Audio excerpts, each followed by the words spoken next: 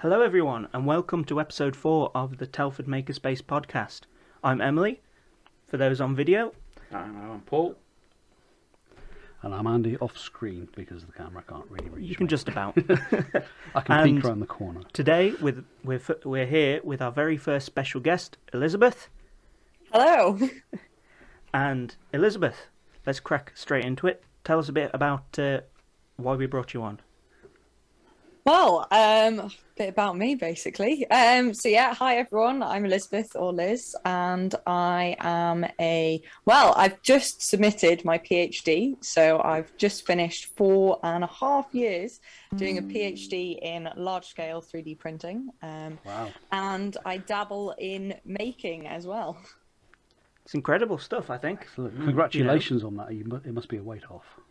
Yeah, I feel a little bit lost, to be honest. I submitted, it's got to be 2.5 weeks ago, and everything's just in a bit of a blur now. I'm not really sure what day it is or what's going on. Not sure what to do with yourself now. Yeah. Exactly. So much free time.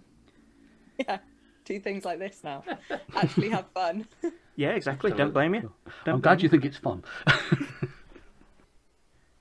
Yeah, if you wouldn't mind, Elizabeth, tell us a bit about your backstory, before you got into the whole 3D printing space.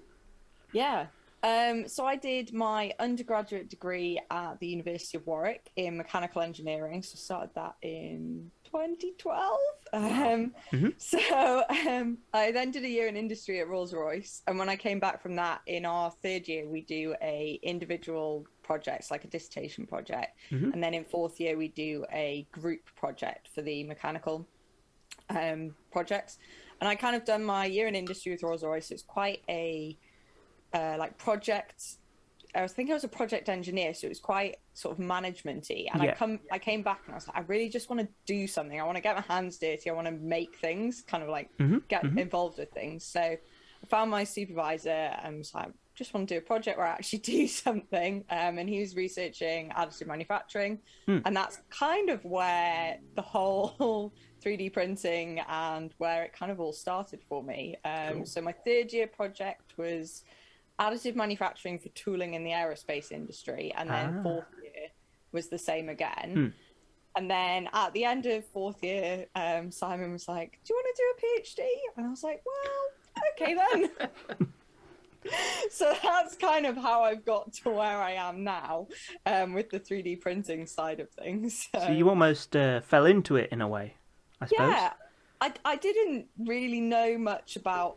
I kind of come across 3D printing before I'd done the third year project, but I hadn't done any. Definitely hadn't done any of it. And yeah, I just kind of. I hadn't gone to him because I knew he did 3D printing or anything like that. I just kind of was like. Someone had said, oh, Simon does practical projects. Why don't you go and speak to him? So I did, and then this is where I am now. Yeah. For those of you who don't know, I'll put Simon's Twitter briefly on screen to give a bit of background on that. So I think we've all fallen into 3D printing in our own unique ways. It seems to be quite a popular aspect of making. A lot of our members at the Makerspace at least have used printers and designed for 3D printers before. I know I fell into it through the doing face shields for the pandemic. And I think, Paul, same thing here. I know, Andy, you had a bit more experience before then. A bit of a lead, yeah, but not an awful lot, to be honest. And I'm sure a fair few of our viewers, listeners as well, are at least familiar with 3D printing and sort of briefly what FDM printing entails. But when it comes to the large format stuff, that's where things get interesting, I would say. Yeah, from a technical aspect. So so in terms of the Uni Experience, how have you found that? I come from an apprentice background, so I'm not really aware of the uni life, as it were. Yeah, I guess that's part of why I really wanted to do that practical, specifically find a project that was very practical. So at Warwick particularly, it's quite an academic, researchy university. So a lot of it is the theory and the maths and the equations and everything behind it, which I'm fine with. But I definitely got to third year and was like, I really just want to do something. Want to do something hands-on, yeah. Yeah. Because so you were aware we have our engineering build space at Warwick. We actually set that up when I started my PhD. So before I did my PhD, we didn't actually have anywhere you could do any practical work. We didn't have the makerspace. We didn't have access to any equipment as an undergraduate student. So actually doing that practical project with Simon was really cool. I was able to do some 3D printing sort of before the rest of the uni had access to it, really. So yeah, the degree itself was quite an academic, mathsy theory, quite heavy. Yeah, quite heavy in that. But then the flip side of that was with the third and fourth year projects that there was so much like really lets you stretch your practical side. Yeah. Ah, great. Yeah. Cool. And so the Warwick Uni has its own makerspace, as it were, doesn't it? That's mostly ran by you lot, isn't it? Yeah, so it was sort of Simon's initiative mostly. So we set up this space, as I said, because we didn't really have anywhere. Like, even if you wanted to fix your bike, there was nowhere you could go to even just go and do anything, like borrow a spanner or anything like that. So we created the engineering build space at Warwick. We retrofitted 3 classrooms for that and put in bunch of equipment, and our idea is that anyone can come in and use the space, so students, staff, whatever, pretty much any time of the day. And it doesn't have to be for an academic project. They can come and use it to fix their bike or print something for their bedroom or use the laser cutter, whatever it is they want to do, with the idea that if you are using equipment, if you're doing something, you're learning in some sort of way. And has that been quite popular amongst the students? Definitely, yes. Whenever we're closed, it's like, are you open today? It's like, well, it's the holidays, so no, we're not open today.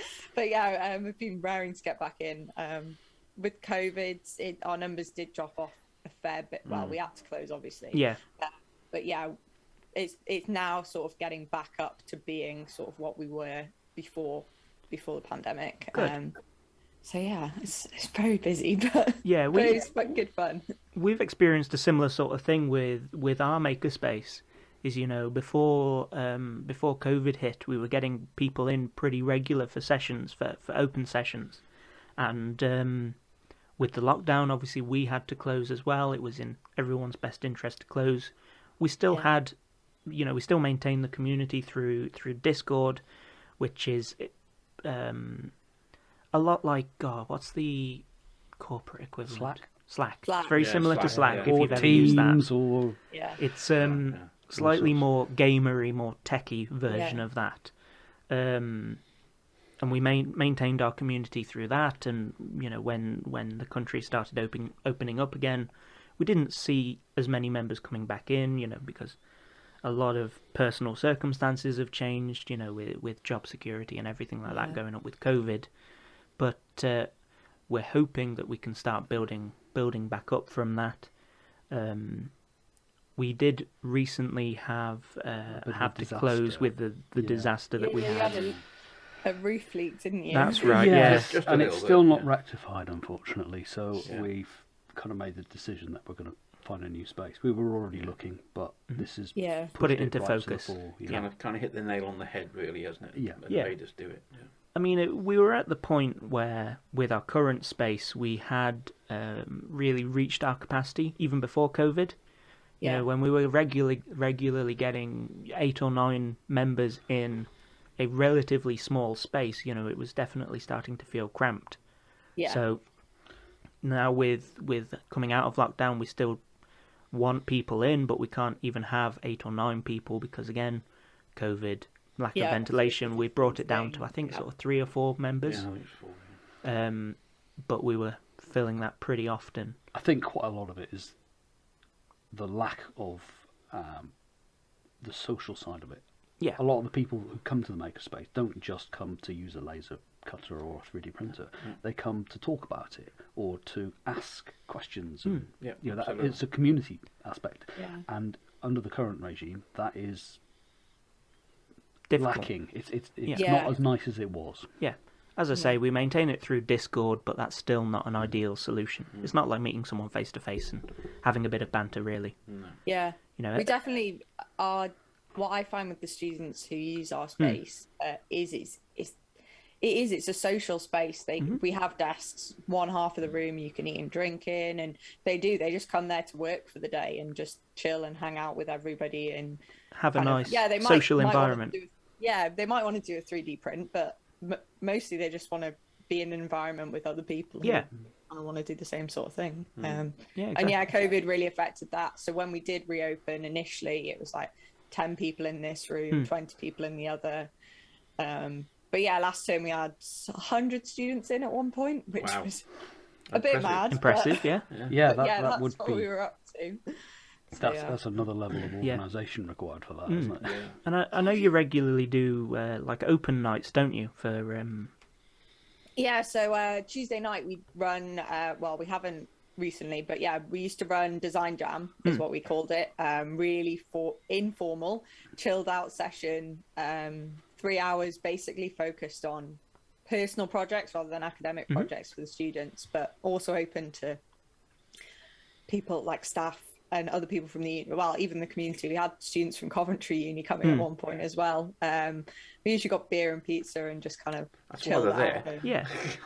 Beer and pizza. Yeah. Can't go wrong with that. I assume you weren't using the equipment after that. No, not at the same time. No. Health and safety and all, Yeah, appropriate beer and pizza at the appropriate time. Yeah. It sounds like an incredible environment, I'd say. Yeah, sounds good. Yeah.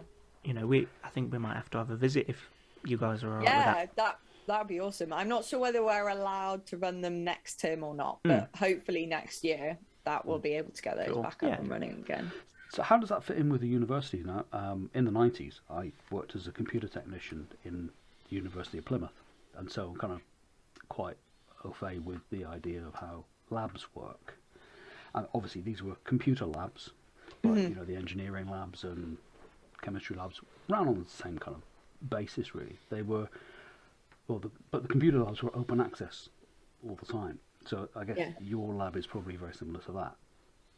Yeah, so we run the build space as a team of 4 of us. So we call ourselves makers in residence. So there's Simon, Chris, Elliot, and myself.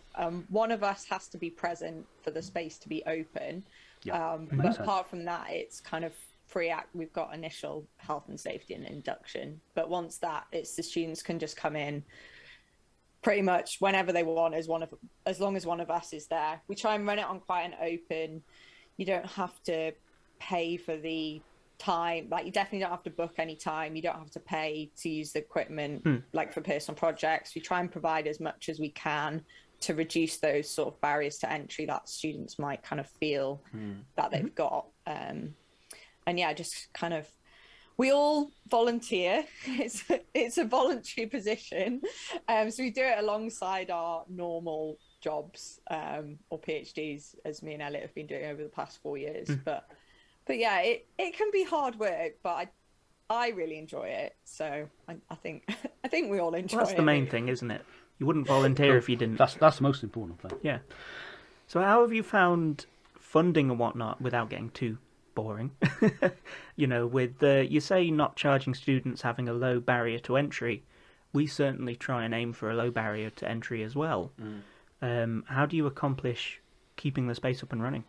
So the equipment was all purchased by the university. So it was set up as a teaching workshop, basically. So all our equipment was purchased by the university and the department for that. So we were really lucky in that sense. In terms of equipment, maintenance and things, we have a departmental budget, which so far seems to be going okay.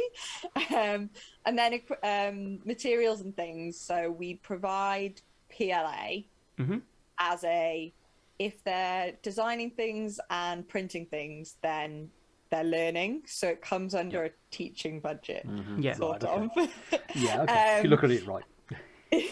Yeah, we try and see it from that point of view, and so far we've had the department support for that as well. And then what we tend to do is we tend to collect as much scrap material, leftover bits from projects. So normally like third and fourth year projects will get a budget for their project, but they might not like use all the material that they've bought for it. So we try and collate all of the scrap material. So for the laser cutter, all the plywood and acrylic and everything for that, and then basically it's if you've got a personal project, help yourself to any of the scrap heap, any of the bits in the cupboard, they're all fine to use. And then modules and things that are like run in like using the space, they'll get a teaching budget to buy materials for that. And then again, we try and like keep all of the scrap and like leftover bits from that as well. So beyond that, we sort of say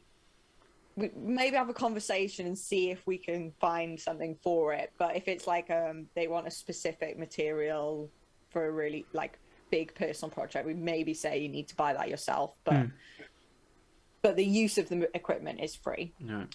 But yeah, we're just about, trying. like failed prints on your printers, your 3D printers? Do you repurpose the PLA that's the print? We're trying to, yeah. So we set up. It must have been just before COVID, I think. We've got massive like bins for failed prints and like all the like The scrap scrap. bits you get off it. And we have a granulator chipper. Shredder thing. Whatever it's Grinder. shredder, yeah, that's the word. Just I a was big looking grinder. for. Yeah.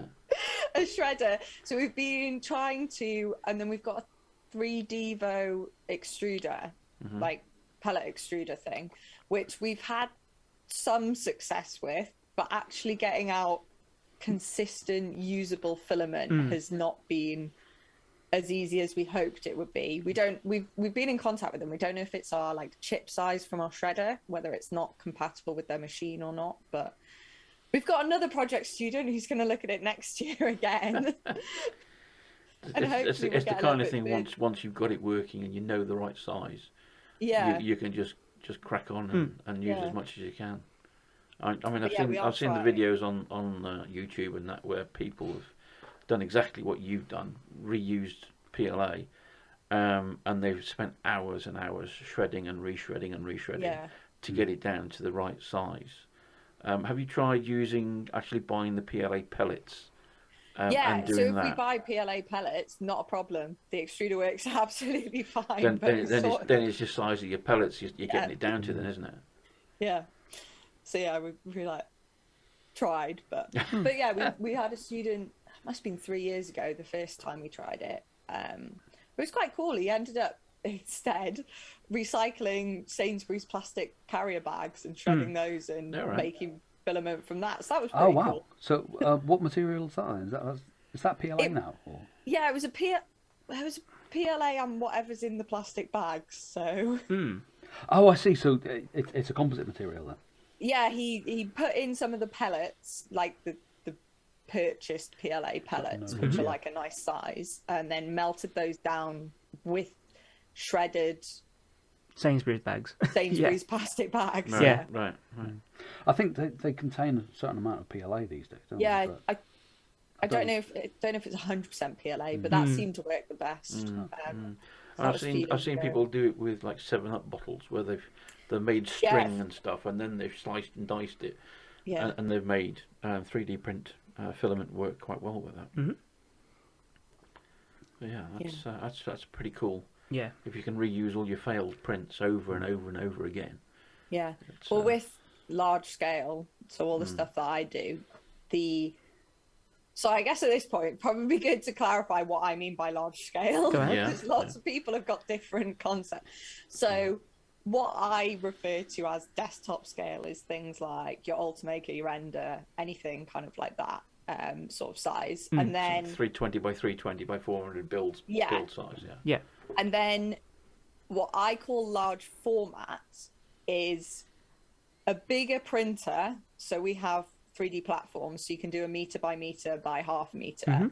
But your extruder is the same volumetric flow rate, so how much you can put through the material as like your desktop printer. Yeah, so you're still using on like a 0.4 mil nozzle.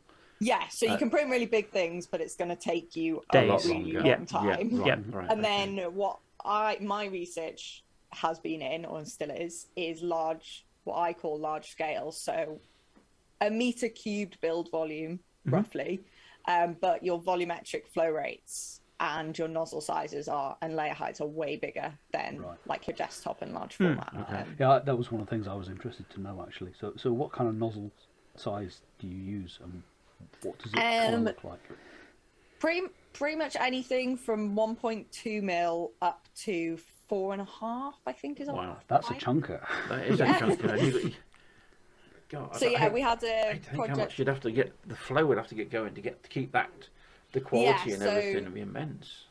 I think a E3D Volcano does about 18 millimeters cubed per second, and we on our biggest printer can do nearly 300 millimeters cubed per second. Wow, that's a lot. Off the top of my head, close number. Kilogram in just over 3 seconds. Yeah, our biggest printer can get through 32 kilos of material in a day easily. And is that still in real form, or is it pellets? Or... Yes. Yeah. Because I have seen large volume hot ends that use just the raw pellets as well. Yeah, we've done a bit of research into that as well. So I did a sort of custom built one which had a pellet fed extruder on as well. But I basically had a really big extruder on a tiny build volume, which wasn't very useful. But it proves the concept, I guess. Yeah, it was more of a concept thing for like the extrusion method rather than actually building big things. So what kind of difficulties do you encounter with printers of that sort of 1 meter plus scale compared to the desktops that we're used to? So the biggest problem is it's a bit of a Goldilocks problem. So you want to print fast, so you need to get heat into your material as quickly as you can, so like as much energy into your material to melt it. But then that means that the material coming out, and with the big extrusions and the big layer heights, is really hot, so it doesn't set very quickly. So you want to get it as hot as you can, but also you want to cool it down as quickly as you can. Otherwise, when you try, otherwise when you try and put the next layer on, it just collapses. Sags, it's not got enough rigidity in it. So what kind of airflow have you got going over the actual extruded material then? Yeah, so the 3DPs so I've modified one of the 3DPs we've got. So I've drilled out a E3D Super Volcano, so 2.5 mil nozzle on that. So I'm printing 2.6-ish extrusion width with 1 or 2 mil layer heights. And that's pretty poor because all I've got is the blower fan that comes with the with the printer. Stock. Yeah. Yeah, sort of your standard, probably a bit bigger than a normal blower fan, but the airflow, it's really obvious that you've got airflow from one direction. Right, yeah. And your other, so say you're printing a cube, one side will be absolutely fine, and then your other three will be... Interesting. So have you looked into other types of cooling?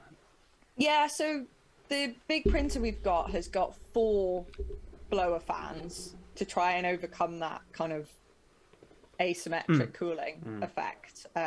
It's not perfect yet. I can see the difference. Not everyone can see it. They're like, what are you talking about? I'm like, I can see that those 2 sides are worse than the other 2 sides. Right. I think that's because I've spent 4 years. An expert's eye on it. You get to know what works and what doesn't work and what to look for when you're printing. Yeah, we tried to implement compressed air cooling as well. Right. How successful was that? Well, the problem is getting the compressed air to the head, which is kind of... Everything moves, doesn't it? Yeah, everything moves. So if it's not... And it's almost like bringing in another filament with the compressed air line. So that's one thing we've kind of considered and looked at. Another one is, which I'm not really sure anybody's properly looked at, is...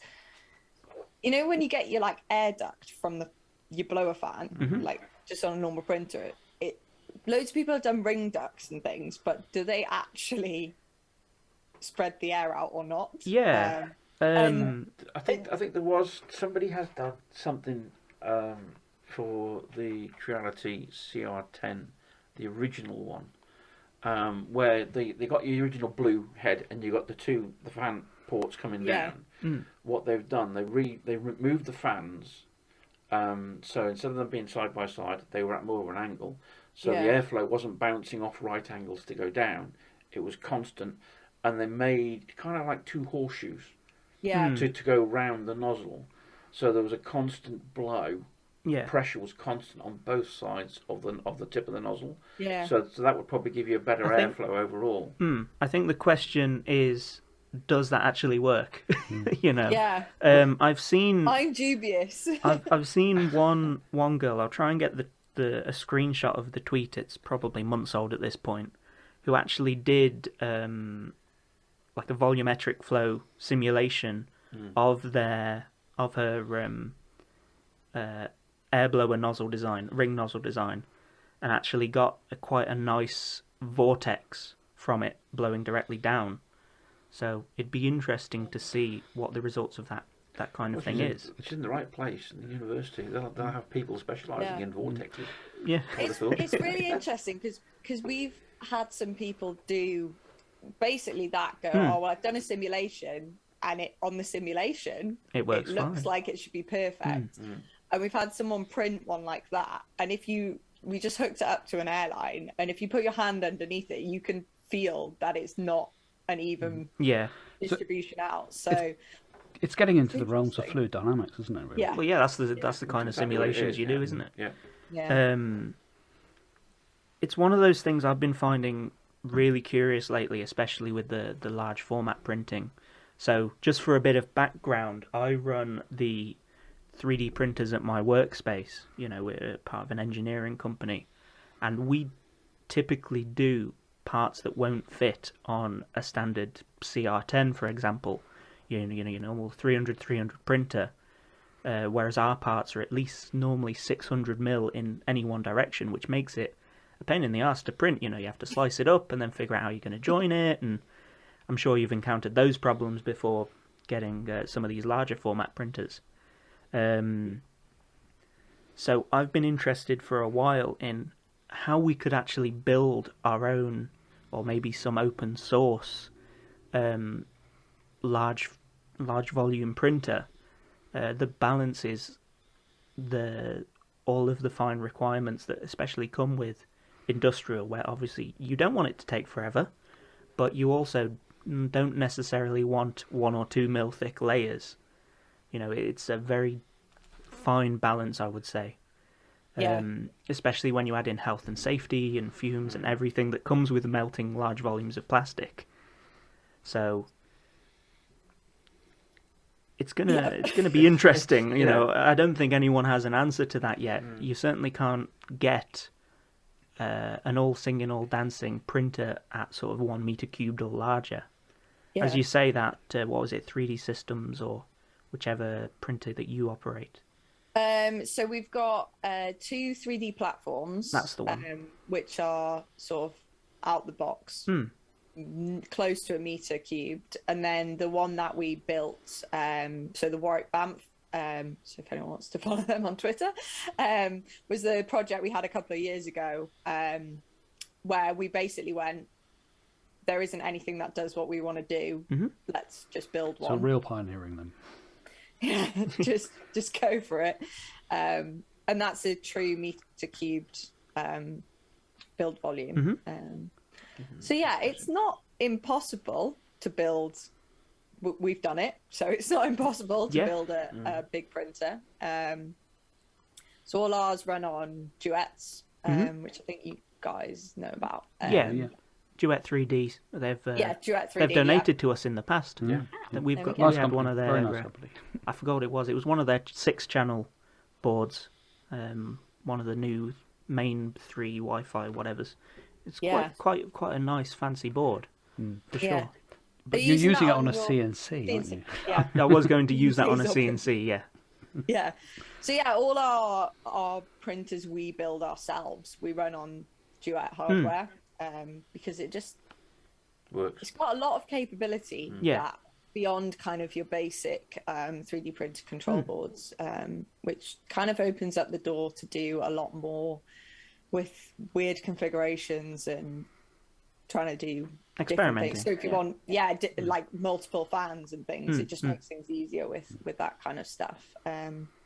So yeah, I don't think it's I wouldn't say it's impossible to build your own printer. Yeah, it's going to be tricky and it's going to be expensive and a half. Yeah, you know, the way I was thinking about it for my business, for work, would be, like you said, a duet board for the main brains of the thing. Again, I'm aiming for that sort of meter cubed or larger, with reasonable volumetric flow. So I was thinking, I assume you've heard of the open builds system for like linear actuators. Yeah. Of heavily using them to build the motion system. To just take a lot of design effort out, basically. Yeah. And then depending on our requirements, you know, do we need it to be an enclosed build chamber for managing fumes and whatnot? And then obviously, if you've got an enclosed printer, then you've got to deal with the heat and the air temperature, because that'll obviously make your material softer. And how do you manage that? Yeah. And then how do you cool something if the air temperature is already at like 60 degrees? You know, it all seems to start spiraling. And again, I don't think it's impossible, but it's impractical at this time, I'd say. Yeah. I think where a large portion of the voodoo black magic in 3D printing comes from is that it is a perfect storm of balancing physics of one kind with physics of another kind, and then balancing that against another kind of physics and desires of the humans to actually have something quickly. Yeah.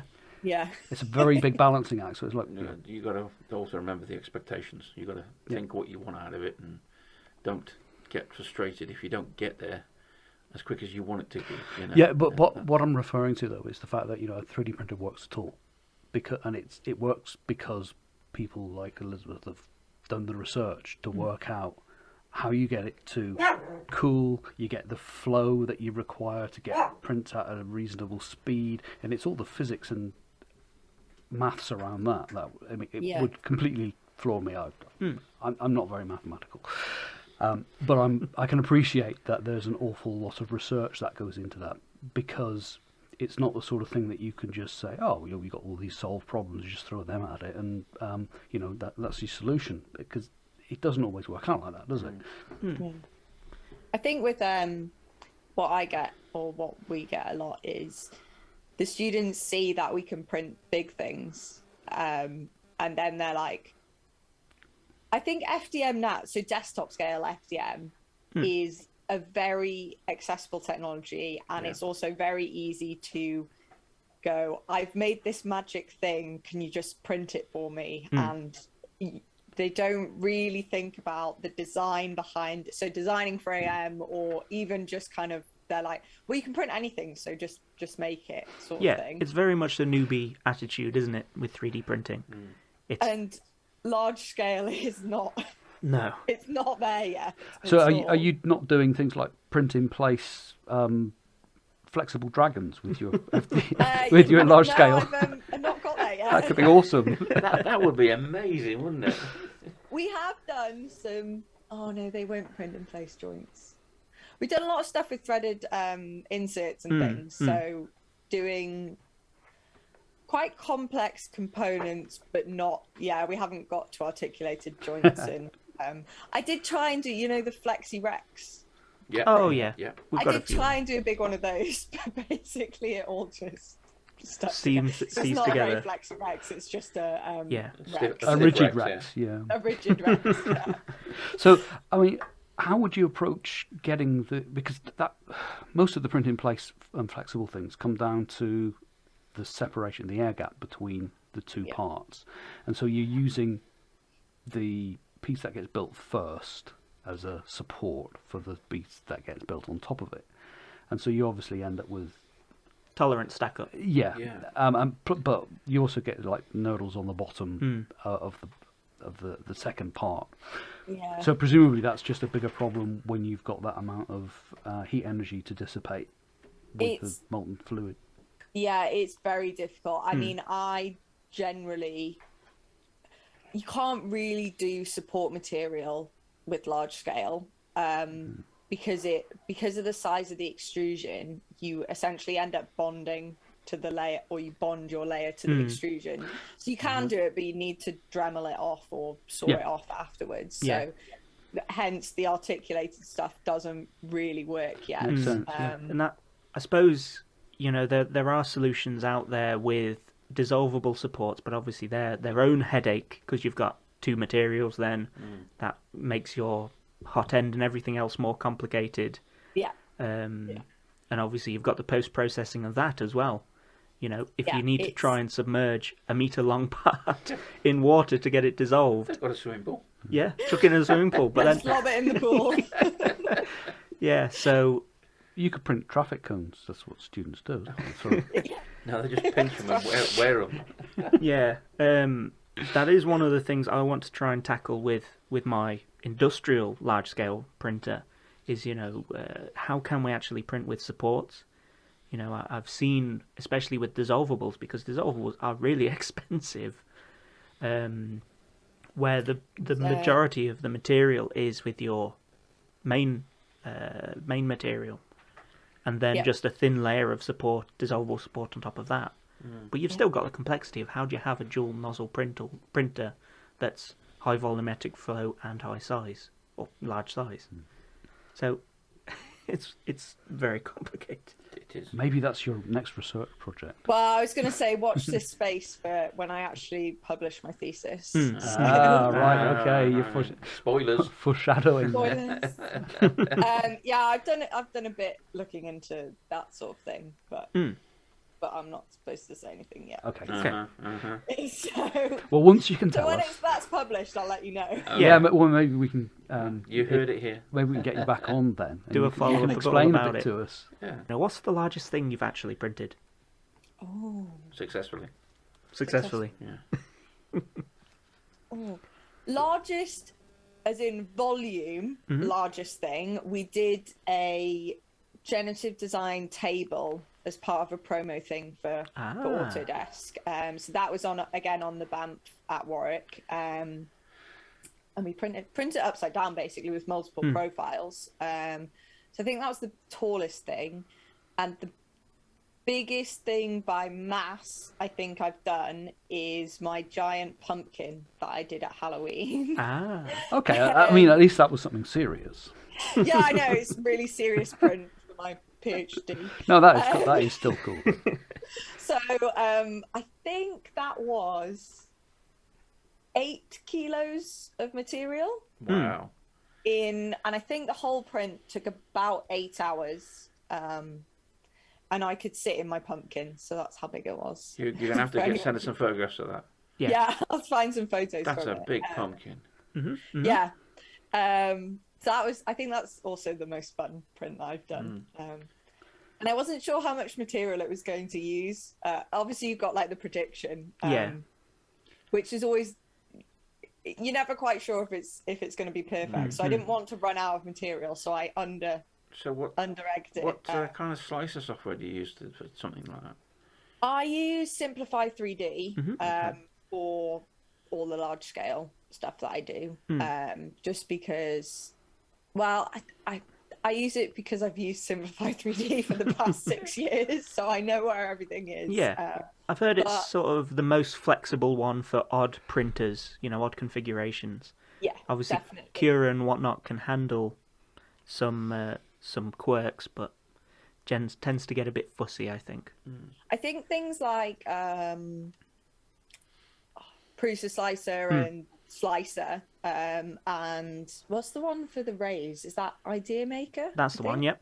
Yeah, they've all come on loads now. So back when I started printing, sort of Simplify 3D was kind of the only one that really did anything beyond complex, sort of your basics or a proprietary slicer. But I think now with the development of Prusa Slicer and Slicer, that those two, we started slowly starting to shift over.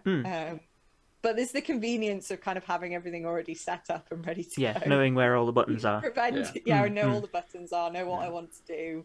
I've had a go at writing my own slicer. Don't do that. Just use that sounds insane. Was that just to as a hobby test the maths? Was it? It was. I wanted to do something really specific, and I shortly gave up and just went, I'm just going to find a different way of doing this. But yeah, that's a good way of finding your limits, I guess. Yeah. So, do you think large format machines will ever become hobbyist, or at least more accessible to hobbyists? I think that there's nothing to stop them becoming more accessible. I think maybe in a few years' time, I don't know how many years, if we sort of get to the same point that desktop scale are in terms of repeatability and like ease of use, as long as you've got the space, I guess. Put it in your garage, I don't know. But you got big, I don't think there's anything to stop them becoming accessible except the physical size. Getting through so much material so quickly. Looking at the same thing though, if you go back 5 years with 3D printing, the very first 3D printers out there, they were university stuff only. They weren't, Joe Bloggs off the street, people like us. When you're looking at like the Stratasys machines and the original Stratasys, where there were an entire cabinet, if you think about the build volume of a Stratasys, I think it's a Dimension. It's like the same as an Ultimaker. Yeah, exactly. Half the size of a room. Yeah. So I think with the movement of technology, things like Duet, there's nothing to stop you building bigger as long as you've got the space. Yeah, I think we're waiting for the Ender 3 of large scale printing, basically. Yeah, there are people. There's actually a company in Manchester that do expansion kits for the Ender 3. Oh right. And it is basically I think they've got like a large, which is take an Ender 3, change all the 2020 bars and everything in it, all the belts and everything, and it goes to about 350 by 350 Not bad. Squared. And then they've got like an XL, and that's over 0.5 meter cubed, the XL one, and it's a brand new bed as well. They supply with it. It's not cheap, and it's not something you want to look at and think something for the weekend. It's not. Yeah. It's weeks worth of work for stripping one down and then building another one, because you can't have both. No, exactly. You've got to have one or the other. Yep. Yeah. I think with the BAMF, so that's a Core XY. And is it Voron? A Voron style, yeah. Yeah. So essentially, you could take that machine and scale it up quite easily. Just use bigger extrusion. You do have to use bigger extrusion, otherwise you're going to have some sort of wobbling rigidity problems. Yeah. But yeah, there's nothing to stop you just doing, particularly with control boards like the Duet, where you can just go, well, my build volume is this big, my nozzle is this big, and all of that, just use bigger extrusion and longer belts. Yeah. Presumably, you have to have bigger steppers as well. Yes, so it depends how fast you want to go and how much mass you're moving on your head. So if you've got a bulky head because you're doing bigger extrusion, you've got more on there, then yes, you're probably going to be carrying more mass. But if you're kind of wanting to go large formats and just kind of stick with sort of the limits of something like an E3D extruder and go up to, I don't know what do their standard go up to 1.2 mil?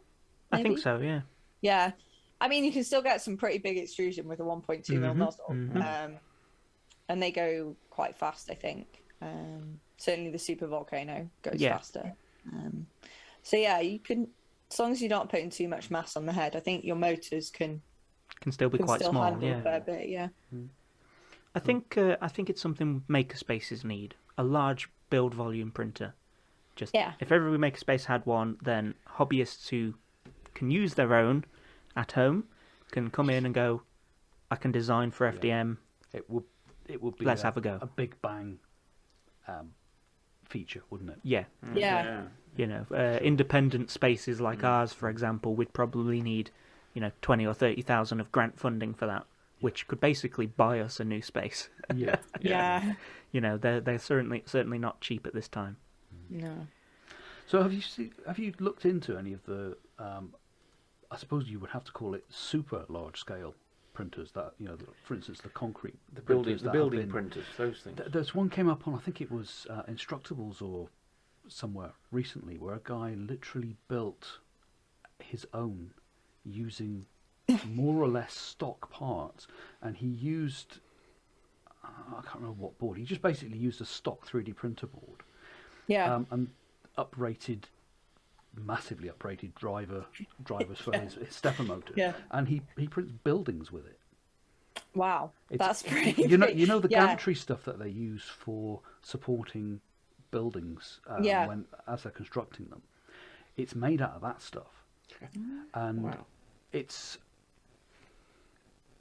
I think it's semi-manual for increasing the Z height. So you've got a certain amount. It'll go up. I think it's got like X and Y. I think it's something like 8 feet. I think he's American, so it was in feet. In increments. And if you want to go above that, then you can physically physically pick it. You literally have to jack it up, and then do the next layer. But I think he said it cost him a couple of $1,000 to put it together. That's not a lot for something tiny that big. Amount of money. Yeah. And he printed. It was for a special project, and he printed like 3 houses with it. Yeah. And I think he's actually doing it as his business now. Wow. The main thing, I want to ask on almost a personal level is sort of about any difficulties you've encountered, any discrimination, misogyny, that kind of thing in your study. Now, feel free to leave out parts if you really want to, but I am interested in seeing if that's impacted you as a woman in STEM. Yeah, it's a good question. I don't necessarily think I've personally come up against too much. Obviously, as a woman in engineering, there's definitely a minority there. I think my undergraduate course, maybe 10% female. I think. I'm trying to think of how many people I knew, and there was definitely a group of us girls that hung out. Probably 10 of us on a course that was 350 odd students. There were probably more girls than that, but in the immediate circle of who I knew, it's probably about 10 of us. And then as a PhD student, definitely very few of us. Definitely with the group that I hang out with is basically all guys and me. But so I went to an all-girls school and then chose to do engineering, so worked that one out. But a lot of my mates from back home are also guys as well, so again, maybe there's some just the people I hang out. So I've always felt like I'm kind of one of the guys. Tomboy kind of thing. Yeah.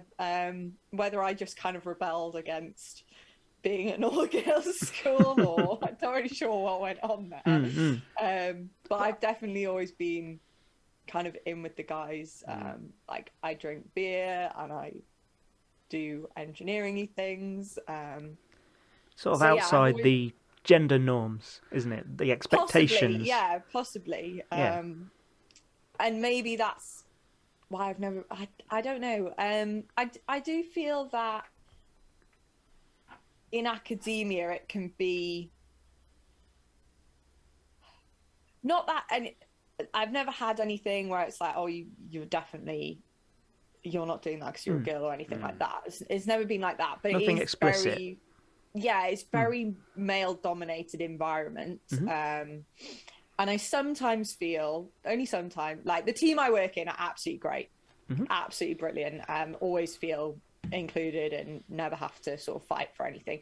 But on a institutional level, maybe you sort of feel as on the department, maybe I'm not really sure where the line lies. You do have to kind of, I feel like you have to fight to be heard a little bit, or maybe that's just everybody feels like that in academia. I don't really know. So I've not really come across any things that have been specifically against me. But I am aware that it does exist. It does go on. I mean, it's a bit more systematic, isn't it? Yeah, it's the system. I mean, when I was doing my engineering degree, there was no girls. There was nothing like that. And there was. I mean, I did it in Birmingham. I was an engineer for 5 years, an apprenticeship in engineering, and there was, I think, the only girls in there were the secretaries. You know, sorry to be so about it, but that's all there was. There was never any women on the shop floor in production. Nothing anywhere. My year in industry was this. There was me. I was definitely the only young woman in the entire office, and then there were two ladies who were much older than me, and that was it in the entire office that I was in. Were they in engineering, were they, those two? Yeah, I think they both were. I think, yeah, from what I remember, they both were engineering. But, I mean, this was an office. Oh, I'm trying to think how many people were in that office now. 50 or 100, maybe? Yeah. Wow. And we're going, yeah, there's 3 women in this office who are engineers. So do you ever see what I would call reverse misogyny or reverse sexism, where women will say, no, I can't do that because I'm a girl? It's something that I've seen as a man and have railed against. I had a work experience kid, and I was taking apart a computer, and my style is just let them have at it. And I said, go for it. Here's a screwdriver, take that bit out. Oh, I can't do that, I'm a girl. And that's so sexist. Get on and do it. Yeah. But have you witnessed anything like that? Not explicitly. Obviously, with all the teaching that I've done, and the role that I'm in at the moment as a teaching fellow, I've obviously got the entire cohort of, well, not just the first years, actually the entire cohort of the engineering department at Warwick. And we do a lot of group work with the first years as well. And it is, as a facilitator, I guess, trying to encourage that everybody does have a go at everything. So I've maybe not had anyone explicitly go, oh, I can't do that because I'm a girl, but I've definitely maybe. Yeah, definitely I wouldn't maybe. have expected someone to have actually said, because I'm a girl. Yeah, but there's that undertone, isn't there? Sort of that in a group. Maybe sometimes the girls do sort of step back a little bit, but it could also be that. So I know at my school, I didn't do DT. I didn't have like tech or design or anything like that. So I did physics and maths, very academic side of engineering. Whereas a lot of students that are coming through now have had access to a pillar drill, a laser cutter at school. So I wonder if maybe there's still a bit of that at a much younger level of girls should go and do cooking or whatever. I love cooking as well, so that's fine. And that you've maybe still got more guys doing like tech and DT sort of subjects. And then when they come into the build space, they have that confidence to go and have a go, like get involved like first. So I try and kind of make sure that everybody in a group is getting the same like opportunity to do the things. We also have, or we need to try and re-establish this. We like ran a student expert scheme in the build space to try and ease our load a little bit, but like have students who could be there as like ambassadors and helpers for other students. And we had like some really good girls do that actually. So I'm hoping like next year we can re-establish that scheme. But we tried to do a 50-50 split of girls and guys on that scheme, which I know kind of means it's easier to get it as a girl because there's less girls in the department, but we wanted people to be like visible and not just like the space is run by 3 male academics and me. So we wanted to try and keep that as open as possible with kind of encouraging people to come in. Yeah, so you're definitely employing the principle of build the future you want to see. Yeah, trying to anyway. Yeah, I think we try and follow the same in the makerspace, don't we? At least within our board of trustees, we've got a fair few males. Obviously Andy and Paul here, but we've also got people from a lot of other sort of minority backgrounds. Yeah. Adam, for example, obviously me being transgender, I'd like to think I'm quite visible in that regard. It's finding a balance, isn't it? You want to be... because I hate the idea of positive just giving something to someone just because they're a girl or a minority or anything. I hate that idea. I want to get something because I'm the best person for it. I don't want to get it because I'm a girl in engineering. It just brings up resentment, doesn't it? You want it to almost be proportional to the sort of the population. Yeah. Of the total sum of male and female engineers, you want that percentage reflected in your organisation sometimes, but also you want to improve on that, but you can't go straight 50-50 sometimes as well. Yeah. It's a difficult balance. I think the important thing is providing the opportunities. Yes. Making sure that anybody who comes is welcomed regardless of their background, regardless of how they present, and regardless of any personal attribute they may have, because it should just be equal. That's what equality's supposed to mean. Yeah, exactly. Absolutely. And so, although you can encourage women to come in, I wish that Telford Makerspace had a more balanced beneficiary base at the moment, actually, because we're doing so little. It's difficult to see what that is. And I think there's a temptation to offer things that girls like, in that very cliche thing, and I don't want to do it that way because I don't feel like offering things that girls like. I want to have textiles, but I don't think that's for the girls. It's just textiles. Exactly. Yeah. But I think the biggest problem that we've got is that because we have quite a large representation of masculine traits, I think that makes it difficult for us to totally get what females totally want. Now, I'm informed by my wife and my stepdaughter, and Emily Women in has your a very life, big voice here. Mm-hmm.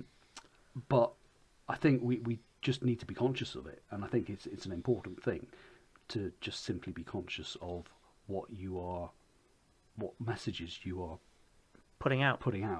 Even subconsciously. I think with the makerspace, or with Telford Makerspace particularly, we're doing quite well in certain areas of representation. Yeah, I think so. For example, LGBT. Obviously, I'm trans. We have a lot of members who, without naming names, are gender non-conforming and part of the LGBT community, more so than perhaps the sort of general population is in terms of a percentage. I think within tech there does seem to be a lot of LGBT folks, which is really good. I think there is a possible explanation there, which is that nerdy people, which we are nerdy people. Yep. There's no point us trying to deny it. Tend to be more likely to be on the autistic spectrum, and that also has a bearing on gender non-conformity. There is a correlation there, apparently, that's recently been revealed. Yeah, they're not sure what the causation is. Yeah, I was about to say I would declare there's not a definite causation. It's not. It's a correlation, not a causation. We need to get back on track. Or we're just a really great group of people, and people feel that they can be hope themselves. So. Yeah, exactly. Rather than hiding it or not feeling comfortable enough to share with everyone. Because I've noticed it as well, that the maker community in general does seem to be really diverse and very inclusive. very inclusive and so much out there, which I think is really nice, actually. Yeah, absolutely. It's one of the most important things to me about the makerspace. It's the community. Our makerspace and the maker community in general. Yeah. You know, we do want to represent our community, and I think we're on track to be doing that. Yeah. Liz, is there anything you wanna say to sort of round this off from your perspective? Anything you want to promote or anything like that? Any shout outs? I don't know. I did not prepare for that. I guess you can follow me on Twitter at LizBish94 and Instagram at 3DBish, I think is my Instagram one. Our engineering build space at Warwick is We Design and Make, or We Design and Make. I should probably have checked all these things before. I'll be putting screenshots up here. Yeah, that's good. I can send you the exact links. Right. Yeah. Is there anything else you want to add? No, I don't think there is, to be honest. I've had a really good time this evening. It's been absolutely great fun. And hopefully we can do an in-person meeting soon. Yeah, I think that'd be great. That'd be awesome. You know, whether we bring the kit down and have something at the uni, or maybe we invite you up when we have space to do that. That'd also be great. Yeah. You know. Yeah, I've been to Warwick University. Did a few exhibitions there and stayed in the campus. The kids' rooms and stuff. It's you don't get a lot of space. No. You really don't get a lot of space. Yeah. It's a massive complex. We could go down there do mobile podcast. Yeah. As we're walking around. Yeah, I could take the camera and do some video. Yeah. That kind of thing. If you're happy with that. Yeah, that sounds really cool. We could definitely sort something out. Oh, could we see the lab? Yes. The space. That would be really nice. Of course, yeah. We could do a makerspace swap. Thank you everyone for listening. So just a bit of and watching. Yep. Hello again. For everyone listening to this before the end of April, we're going to be attending Makers Central, which is a big event held at the NEC aimed at people like us. There's lots of representation there from lots of interesting companies, makers, maker spaces. We'll be there on stall H19, which is between the Creator Van and Triton, two very big exhibitions. We'll be crammed right in the middle. And we should have some very interesting things on display. You can come and chat to us. You can have a go in our tombola. We've even got a, what do you call it, Andy? That game? The Buzzwire. The Buzzwire game. Yeah. So follow the wobbly wire. It's got a bit of a personal twist on it. And potentially win a prize. Mm-hmm. And not just that, if you're not within the, able to commute to the NEC, which again is held on the 30th of April and the 1st of May, you can also attend, or you can also come and see us on the May 14th and the 21st. 14th and the 21st for the Southwater is open for business and the Wellington is open for business events held by the council in Southwater and Wellington respectively. And we'll be there representing. We'll have very similar demos to what's on at Makers Central, and we'd love to see you there. Yeah. So again, don't forget to keep in touch, to join us on the Discord, to donate, and we'll stop with a self-promo now. Have a good day, everyone, and we'll see you soon. Yeah. Bye now. Thank you very much. Bye. Bye-bye. Bye, Liz. Thank you very much.